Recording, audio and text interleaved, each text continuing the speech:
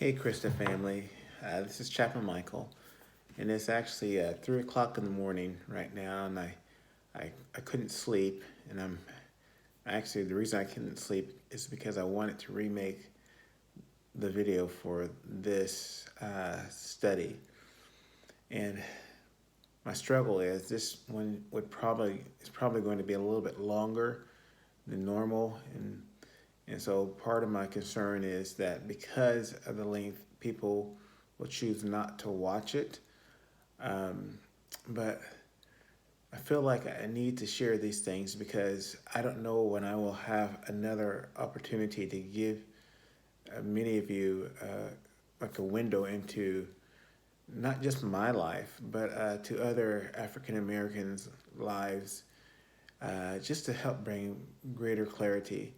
And I honestly, as an African American man, I look and when I look at what Colin Kaepernick did, and for me, I saw somebody who was trying to uh, bring awareness and use his voice in the platform that he had, but because of the scenario, uh, many people just quickly shut him down and chose not to listen to the things that he was saying because they were offended by what they were seeing. But that's for another day that I could talk about that. But what I want to do is just give you a few more. I'm going to be very short on these stories, but just to kind of help you to understand even more why this is so important and of us really walking in this awareness to bring care and reconciliation and uh, and just how steep or deep the bias can go with different things. And so I'm just going to kind of give a quick march through a couple of things without a lot of details. But I remember when I was about 7 years old looking at photos uh, when I was a little bit younger, a few years younger, and all the photos at birthday parties and other things, I never saw photos of any other kids except for my brother and I. And so I remember asking my father, why are there not any other kids in our photos? And then he told me the reason for that is because we're living in Lompoc, California at the time. And even though we're a military family and lived around other military families, the fact is that all the families that lived around us were white, and so none of the parents wanted their kids to play with us, and so that's why we always played by ourselves. And I actually had these.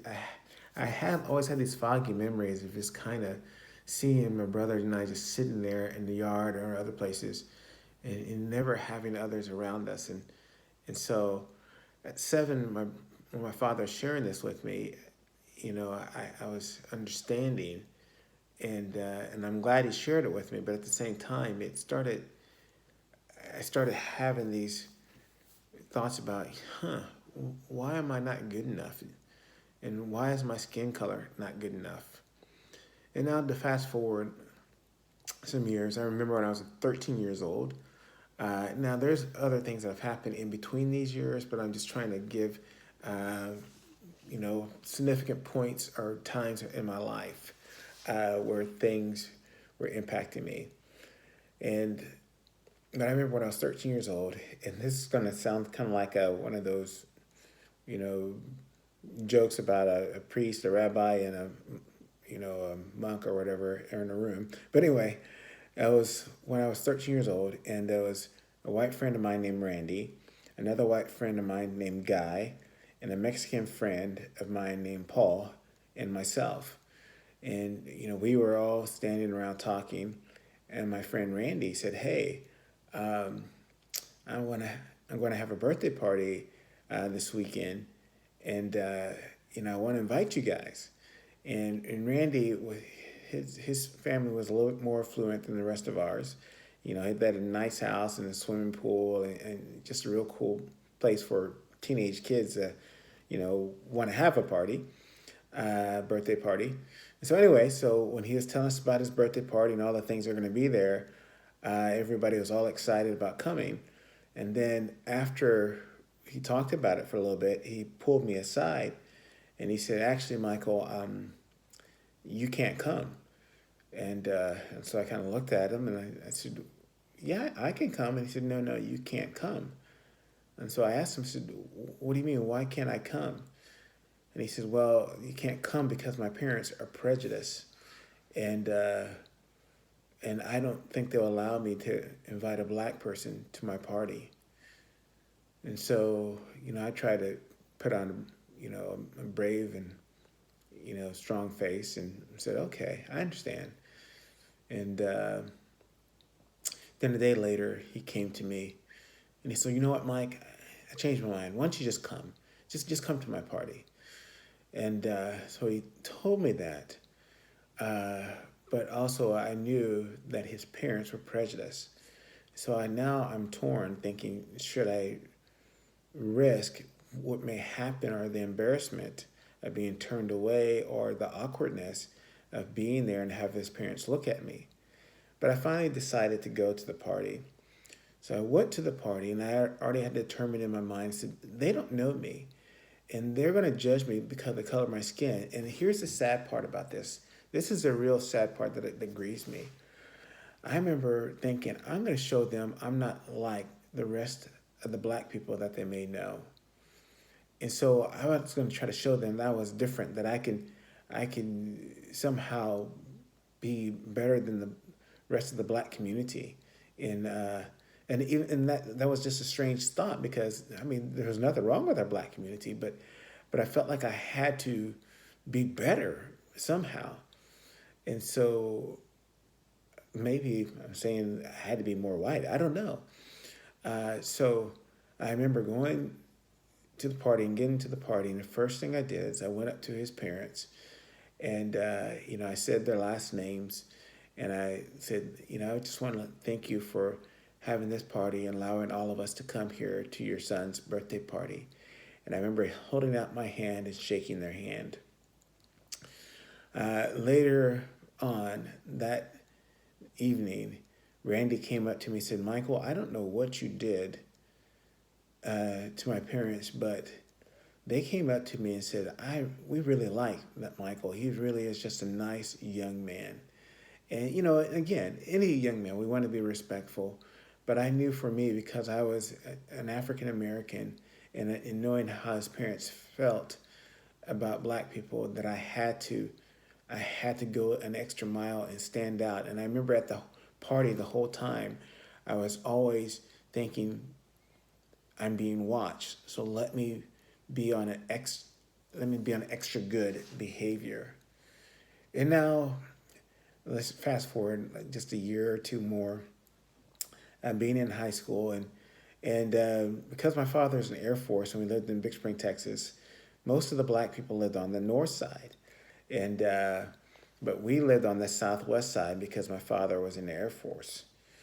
And so most of my friends were actually Caucasian or Hispanic. And I remember sometimes being with my Caucasian friends. And I remember one time we went into this filling station and we were talking to a guy behind the counter who was like a mutual friend of ours, but he was more of an associate of mine. He was a closer friend to my other two Caucasian friends that were with me. And I remember we were talking, we were all just joking around.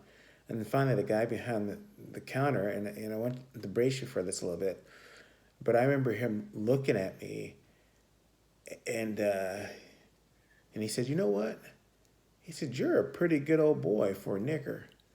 And and I remember, my other two friends laughing and kind of going, "Yeah, yeah, he is, isn't he?" And and so I remember thinking, huh, just being offended, but one at the same time wanting to be accepted, and just kind of how that really hit it hurt me and kind of hit me in my identity. We're just kind of trying to figure out, what is this all about? Now, again, I've had many other situations happen up to then, and And I've had that statement said to me in different ways by different friends through the years growing up. And I remember being in the cafeteria in high school one time, and my brother and I actually worked for one of my friend's fathers, and we were supposed to work in his warehouse, but instead of working in his warehouse, he would make us work out in. He had a garden behind his warehouse, and so he would have my brother and I. We were the only two black guys that worked for him. He would have my brother and I go out and work in his garden behind his warehouse, hoeing his garden. And of course, we're young teenagers. We were kind of clueless about the whole thing, and about working in a garden in the first place. And but I remember one day we were all in the cafeteria eating, and my friend Lewis, whose father owned the warehouse, the one we worked for, I remember Lewis saying to the rest of my friends, again, I was the only black guy in the group, and he said, "Yeah, Michael and his brother work for my father." And just last night at dinner, my father said, "Those niggers chopped down some of my okra." And all of us laughed, and he was talking about how his family all laughed at that. And then all my friends, in the cafeteria, when sitting at the table with me, they all started laughing at the story that he was telling. And so I kind of chuckled as well. But again, just kind of going, you know, why is this always like this? And I just want to fast forward to, again, I can go on and on and on about different stories, but I'm trying to show you some significant times in my life. But I remember when I was in college, and I came home for a break. And when I would come home for a break, there was a friend of mine named Lanton, and we would go to a coffee shop. Well, it was actually at Denny's, and we would just talk late into the night, just catching up, because he went to Texas Tech and I was going to Southwest Baptist University, and so I remember we were talking late into the night. It was about 2 o'clock in the morning. So after that, he was heading home to his house, and I was heading home to my house. So I'm driving home, and I'm driving through a residential area. And next thing you know, there's a police officer cutting me off, just zooming by me and cutting me off in front of me. And another police officer cut me off behind. And then another police officer drove up to the side of me. And I'm freaking out, going, what is going on here? And then they tell me to get out of the car and to put, well, actually, they just told me to lean up against the car. And then they started searching inside the car. And they asked for my driver's license, so I gave it to them. Now, most people might be agitated at what's happening, but for me, I was terrified because I didn't know what was going to happen. And so they asked for my driver's license, and I gave it to them. And then they read my name out over the radio, and then just briefly after that, another police car came zooming around the corner, and it was my friend Scott Griffin. And I remember Scott jumping out of the police car and looking at the other officers and said, "Hey guys, it's okay. I know this guy. He's okay." And they all kind of took a step back, and they were like, "Oh, okay, all right." And they gave me my driver's license, and then they let me go. And but they never said I did anything wrong. And really, the only thing I was doing that may have been considered wrong was that it was 2 o'clock in the morning and I was driving home through the residential area. And I didn't live on the north side of town where all the black people lived. I lived on the south side of town where most of the white people lived. And so I was a young black male driving through a predominantly white residential area at 2 o'clock in the morning. And so because of that, I was stopped. And so, and all these things happen because the people that I lived around had these certain biases, or prejudiceness about how black people were. And so when they would meet me, some of them were pleasantly surprised that not all black people are like how they thought they were, but I purposely try to show people, hey, listen, don't just judge me. This is what I'm thinking in the back of my mind, which is sad that I had to do that. But also with these police officers, I mean, they just flat out judged me because of the scenario, and they're on a heightened alert. And so, it is important for us to ask ourselves, these questions and to think back in our past and kind of think, have I done these things? And I've had some of my friends from my past actually contact me and that they've been reminded of these things, and they've apologized to me, and it's been powerful for me. It really has. So I know this video is extremely long, so I don't know if you'll ever see it, but I'm going to send it in as one of the videos as well. Hopefully at least somebody will look at it and make a judgment. I don't know. Well, again, I can go on and on. But some of you have requested saying you wanted to hear more of my story. And there's so much more I could share, but hopefully by me sharing these parts of my story, it will really give you more insight to maybe some of the African American friends that you have, and just really